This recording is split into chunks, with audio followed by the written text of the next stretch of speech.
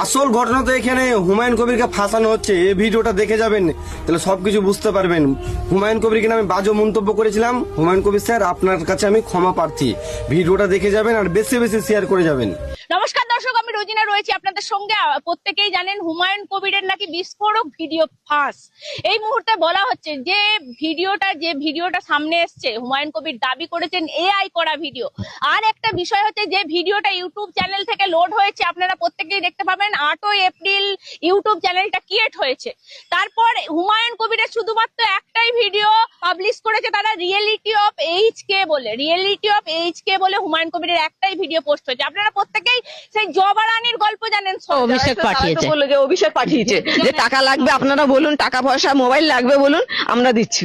অভিষেক দা পাঠিয়েছে আর এই 1,500 টাকা করে হাতে দিতে বলেছে।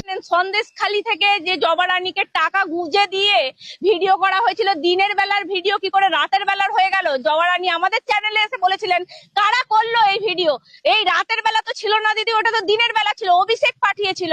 এই রকমই মন্তব্য আপনারা সন্দেশখালীর ক্ষেত্রেও দেখেছিলেন। হুমায়ুন কবির খোদ বলছেন এআই করা ভিডিও আমাকে রাজনৈতিক ভাবে পাচ্ছে না।